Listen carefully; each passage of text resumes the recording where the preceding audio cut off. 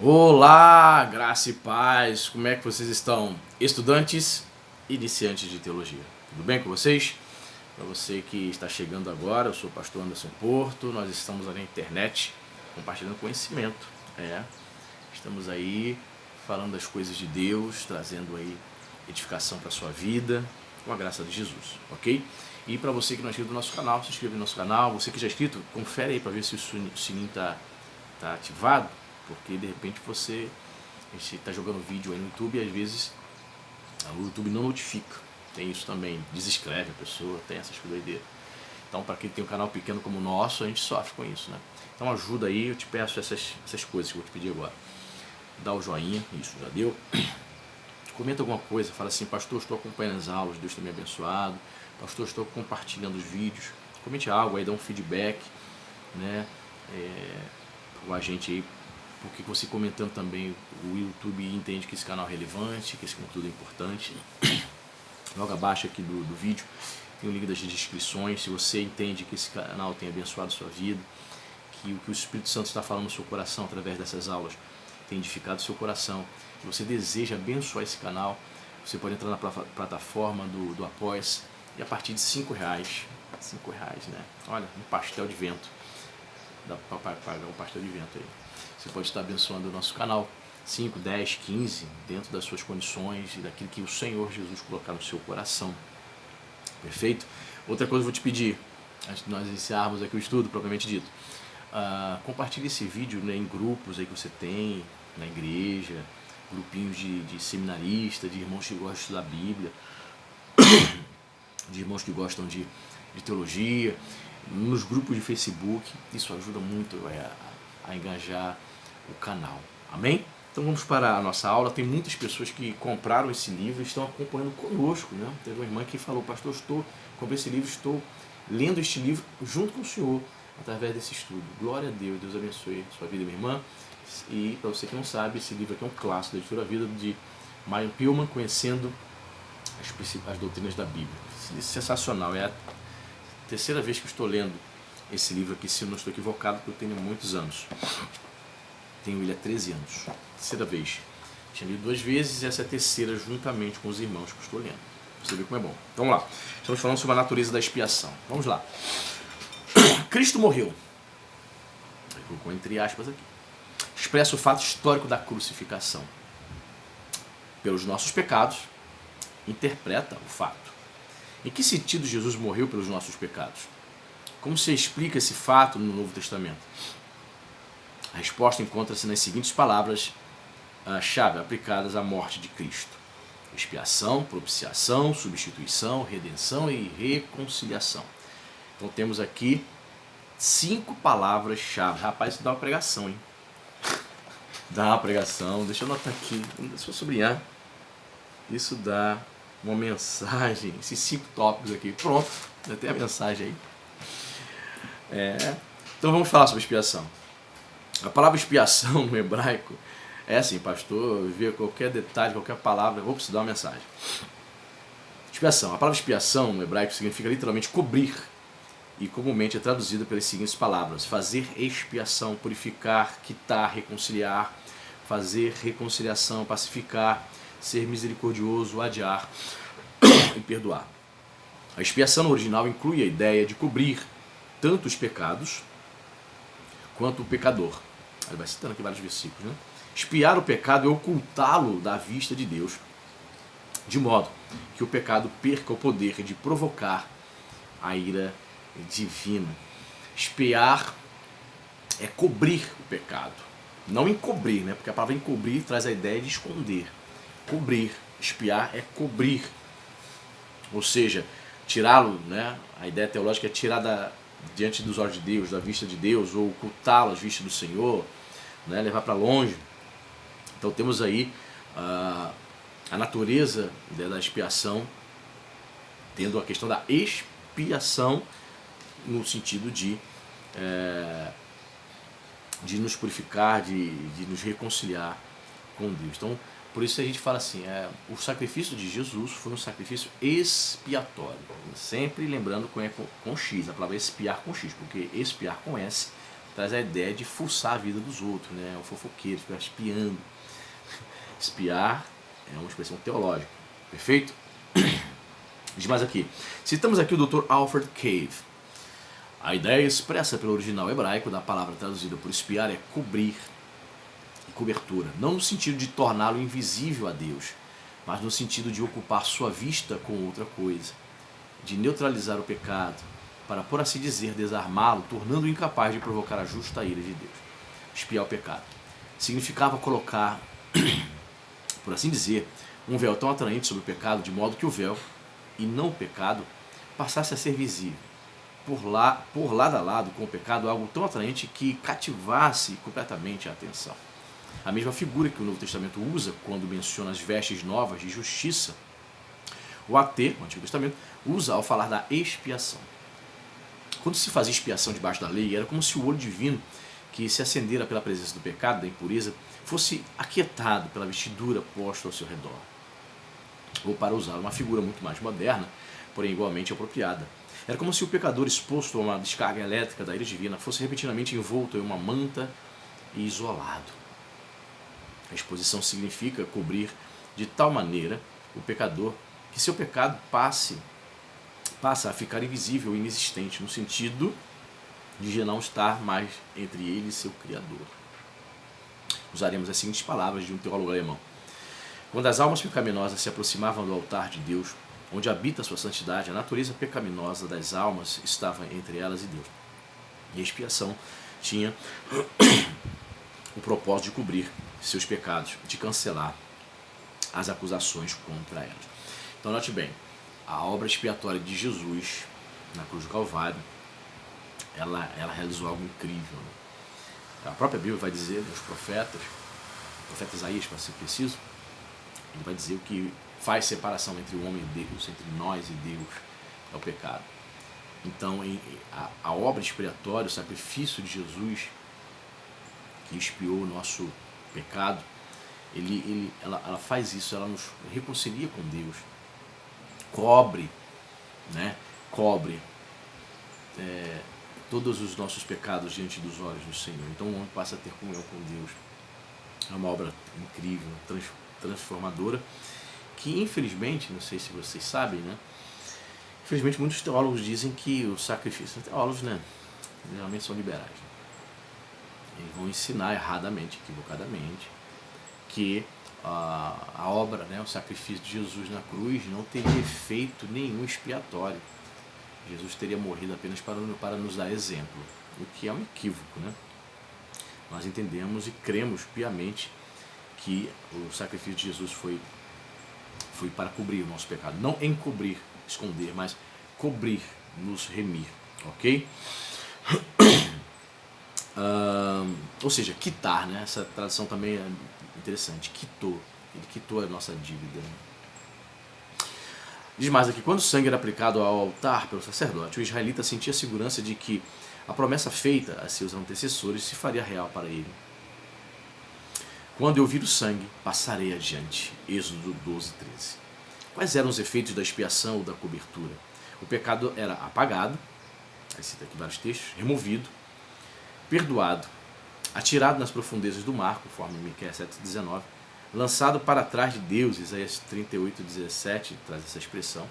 Todos esses termos ensinam que o pecado é coberto de modo que seus efeitos sejam removidos, afastados da vista, invalidados, desfeitos. Deus já não vê e o pecado não exerce mais influência sobre ele. Ou seja, em Cristo Jesus o pecado não tem mais poder sobre nós.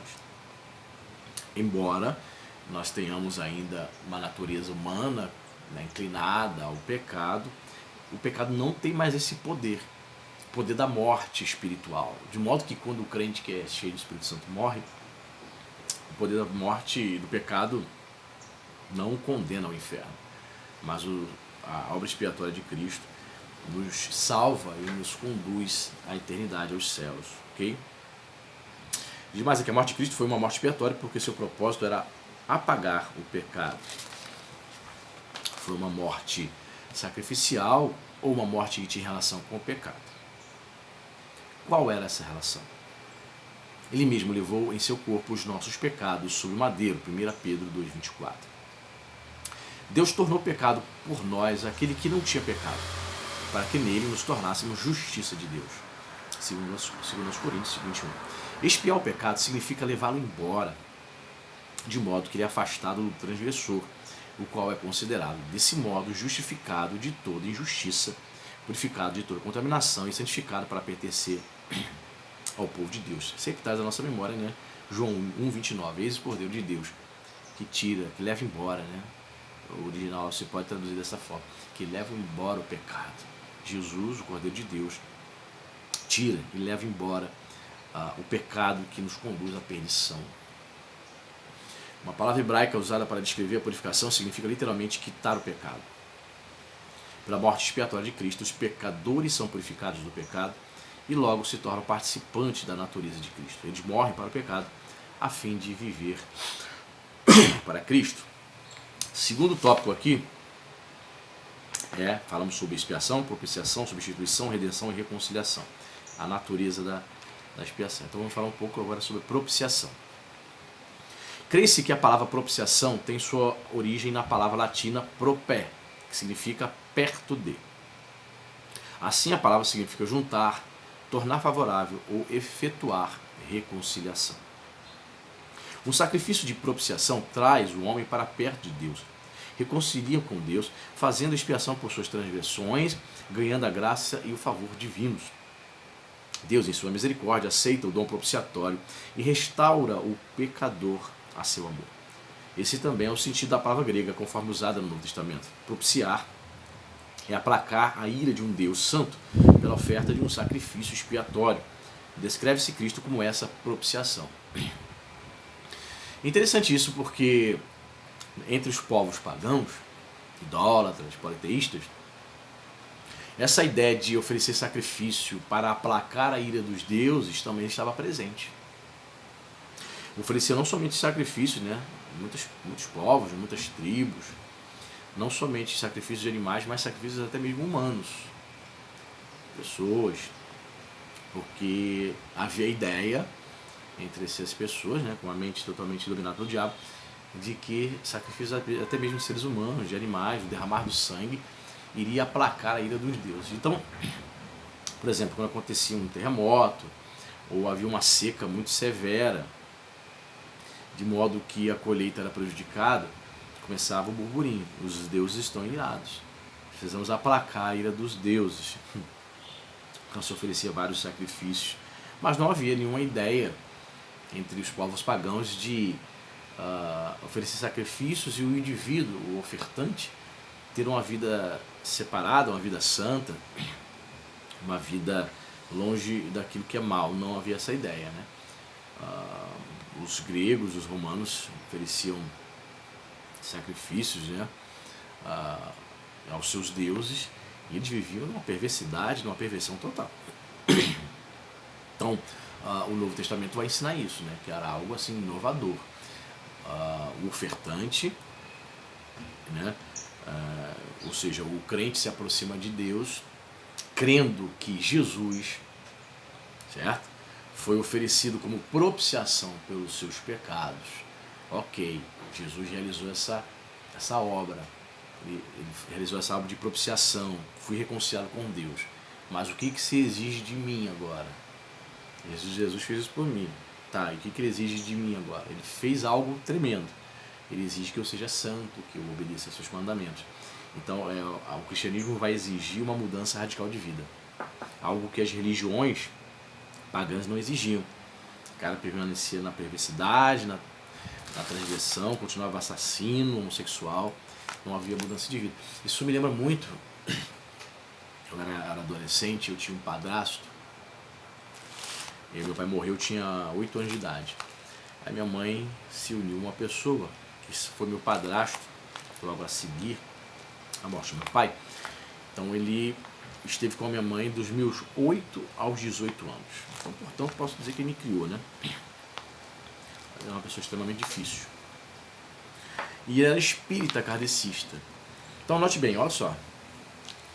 Que coisa. Eu me lembro que ele frequentava, enquanto ele vivia com a minha mãe, ele frequentava o centro espírita kardecista, aqui na zona norte do Rio de Janeiro. no centro espírita às quartas-feiras à noite, e às vezes tinha semana que ele ia aos sábados também, à parte da tarde. E o que se exigia, era ensinado lá, que se exigia do adepto do espiritismo. Se exigia que os dias em que ele fosse lá tomar passes, né, no centro espírita kardecista, ouvir lá os médios, as pessoas recebendo, incorporando demônios, na verdade, né, fingindo que são espíritos mortos, se exigia do adepto que ele, naquele dia, não bebesse, se exigia que naquele dia ele não tivesse relações sexuais com a sua esposa e nem fumasse. Não bebesse, não fumasse, tivesse relações sexuais com a esposa. Naquele dia ele fazia tudo isso certinho, mas no dia seguinte ele chegava em casa caindo de bêbado. Fumava muito também. Então Satanás engana as pessoas dessa forma, gente. Naquele dia que ele fosse lá, ele tinha que ser santo. No dia seguinte ele estava liberado para fazer o que ele quisesse em termos de pecado. Então o paganismo, o espiritismo, as demais religiões não exigem, não possuem essa ética de santidade, comunhão com o Cristo ressurreto. Sim, você vai encontrar até mesmo religiões que vão exigir algumas coisas do seu adepto, né, até um certo legalismo, mas o cristianismo se diferencia por também dizer que o adepto, o fiel, precisa comungar, ter uma união mística, né, uma união ou uma comunhão com o Cristo ressurreto. Entende? Você se santifica ainda mais buscando essa comunhão com Cristo. Isso o cristianismo ensina, e as religiões pagãs, elas não têm essa ideia. Muito bem, diz mais aqui. O pecado mantém o homem distanciado de Deus, mas Cristo lidou com o pecado a favor do homem, de tal forma que seu poder separador foi anulado. Portanto, agora o homem pode achegar-se a Deus em seu nome. O acesso a Deus, o mais sublime dos privilégios, foi comprado por grande preço, o sangue de Cristo. Assim escreve o Dr. James Deeney. Como no antigo tabernáculo todo objeto usado na adoração tinha de ser aspergido com sangue expiatório, assim também todas as partes da adoração cristã, todas as nossas aproximações a Deus, devem descansar conscientemente sobre a expiação. Deve-se sentir que esse é um privilégio de inestimável valor, permeado com o sentimento da paixão de Cristo, e com o amor com que Ele nos amou quando sofreu por nossos pecados de uma vez por todas, o justo pelos injustos, para chegarmos a Deus. A palavra propiciação, em Romanos 3:25, é o mesmo termo utilizado para traduzir a palavra grega para lugar de expiação, hilasterion, é o termo grego, né? Traduzida em Hebreus 9:5 por propiciatório, conforme está lá na versão corrigida, ou tampa da arca, conforme está lá na NVI, Nova Versão Internacional, ok? Então depende das traduções, aí vai estar escrito propiciatório ou tampa da arca, né? Tampa da arca da aliança, que o termo grego é hilasterion, ok? Em hebraico, lugar de expiação significa literalmente cobrir, e tanto em grego quanto em hebraico a palavra transmite a ideia de sacrifício expiatório.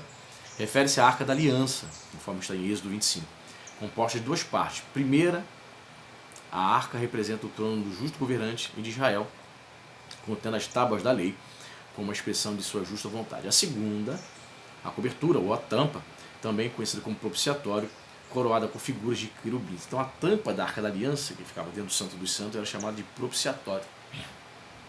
Ok? No grego, hilasterion. Coroada com figuras de querubim.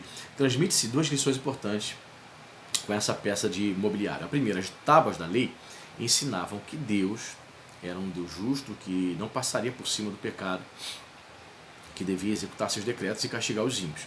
Como uma nação pecaminosa poderia viver ante a sua face? A tampa que cobria a lei era o lugar onde, uma vez por ano, se aspergia o sangue para fazer expiação pelos pecados do povo. Era o lugar onde o pecado era coberto. Isso servia para ensinar a lição de que Deus, que é justo, pode, por causa de um sacrifício expiatório, perdoar perfeitamente o pecado. Por meio do sangue expiatório, aquilo que é um trono de juízo se converte em trono de graça. A arca e a tampa ilustram o problema resolvido pela expiação. O problema e sua solução são declarados em Romanos 3, 25 e 26, em que lemos: Deus o ofereceu como sacrifício para propiciação, ou seja, um sacrifício expiatório, mediante a fé pelo seu sangue, demonstrando a sua justiça. Em sua tolerância, demonstrar que a aparente demora em executar o juízo não significa que Deus ignorou o pecado. Havia deixado impunes os pecados anteriormente cometidos, mas, no presente, sua maneira de fazer justos os pecadores demonstrou a sua justiça a fim de ser justo ou infligir o devido castigo pelo pecado, e justificador, que é remover o castigo pelo pecado daquele que tem fé em Jesus.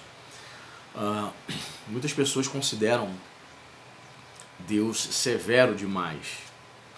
Em que sentido? Severo demais por criar um lugar que se chama inferno e lá lançar os pecadores, os ímpios. Muitas pessoas consideram Deus severo. Não, mas Deus não é severo. O homem já sabe que existe esse lugar, um lugar de punição eterna. E Deus já trouxe em Cristo Jesus a solução para não ir para esse lugar. Então só vá para esse lugar a pessoa que deseja, que tem essa consciência de que deseja viver sua vida de rebelião contra Deus. Então Deus é severo por ter criado esse lugar. Ele seria severo em demasia ou de forma injusta se tivesse criado esse lugar e não tivesse provido a solução para não ir para este lugar de tormento. Certo? Então, em Cristo Jesus, Jesus é a provisão para não sermos condenados eternamente. Ou seja, ele providenciou a solução para o pecado, Jesus. Então, essa declaração, essa acusação é uma acusação injusta de uma pessoa que não está refletindo acerca dos atributos da bondade de Deus. Demais aqui. Como pode Deus realmente infligir o castigo do pecado e ao mesmo tempo cancelar esse castigo? Na pessoa de seu filho, Deus mesmo sofreu o castigo e dessa maneira abriu o caminho para o perdão do culpado. Sua lei foi honrada e o pecador salvo. O pecado foi expiado e Deus propiciado. Os homens, portanto, podem entender como Deus pode ser justo e castigar, ser misericordioso e perdoar. Mas a maneira como Deus é justo, no ato de justificar o culpado, é para eles um enigma. O Calvário resolve o problema. Aleluia. É o Calvário, né? Você sabe que a palavra Calvário está lá na Bíblia? Ela era de origem latina. Calvário, Calvarium, né? É o termo latino, que significa lugar da caveira. Em aramaico, você lembra? Gólgota. Escrevendo aqui, Gólgota. Ambos têm essa mesma expressão, mesmo significado, lugar da caveira. Por que lugar de caveira? Sabe não? Tem a mínima noção? Simples, amados. Lugar da caveira, por quê? Porque ali era um lugar de execução de condenados. Jesus foi condenado lá dos ladrões. Ou seja, qualquer pessoa que insurgia contra Roma, qualquer ladrão que fosse pego pelos soldados romanos, lembre-se, a Palestina ali, o contexto de Jesus, onde Jesus vivia, era dominado, né, pelo Império Romano. A Palestina era uma província romana, e detalhe, era uma província de Roma que os romanos detestavam, odiavam. Há muitos relatos, documentos entre os romanos dizendo que quando um governador, uma pessoa pública, era enviada pelo imperador, por César, para trabalhar, para estar ali morando, residindo, trabalhando ali, representando Roma, como por exemplo Pôncio Pilatos na Judéia, eles odiavam, eles reclamavam, diziam que era um lugar, um ambiente muito quente, um lugar só de terra, um lugar sujo de terra, eles odiavam, não gostavam. Tipo assim, era como se César estivesse assim punindo o cara. Ó, você vai lá, aquele cantão lá, tal da Palestina. Então os romanos odiavam. E Pôncio Pilatos era um. Estava ali por, né, obrigado, porque ele era o mandou. Então, muitos detestavam aquele lugar. E quando tinha alguma insurreição, eles não tinham pena não, mandava executar, mandava matar as pessoas naquele lugar. E não sei se você já viu Acredito que você faz essa experiência e joga aí na internet, bota no Google assim, Calvário ou Gólgota, bota imagens. Talvez você possa ver algumas fotos nítidas que esse lugar onde Jesus foi executado junto com os ladrões, onde era o lugar de execução de bandidos e tal, é incrível. A rocha, até hoje está lá, ela tem assim, as feições como se fosse uma caveira, impressionante. Por causa dos efeitos da erosão, né, da natureza e tal. E tem o aspecto, parece mesmo, lembra uma caveira. Daí, aquele lugar, pelo fato de ter, olha só que interessante, aquela rocha tem um aspecto, lembra mesmo uma caveira, tem essa questão também. Lugar da caveira, que era o lugar porque eu acho que se assemelhava a uma caveira, e era o lugar também por ser um lugar de morte, de execução. Essas duas questões aí, traz aí o nome do lugar desde aqueles tempos remotos, né? Só para a gente fechar aqui o parágrafo, a nossa aula de hoje diz o seguinte: eu preciso enfatizar o fato de que a propiciação foi uma verdadeira transação, porque alguns ensinam que a expiação foi simplesmente uma demonstração de amor, do amor de Deus, de Cristo, com a intenção de mover o pecado ao arrependimento. Este, certamente, é um dos efeitos da expiação, mas não engloba tudo o que a expiação representa. Por exemplo, poderíamos pular para dentro de um rio e afogar-nos à vista de um simples ser humano para convencê-lo de nosso amor por ele. Mas esse ato não pagaria o aluguel da casa nem a conta do fornecedor, que porventura ele devesse. A obra expiatória de Cristo foi uma verdadeira transação que removeu um verdadeiro obstáculo entre nós e Deus e pagou a dívida que não podíamos pagar. Amém? Então, na próxima aula, nós vamos ver os outros 3 tópicos: substituição, redenção e reconciliação. Amém? Deus abençoe e até a próxima aula.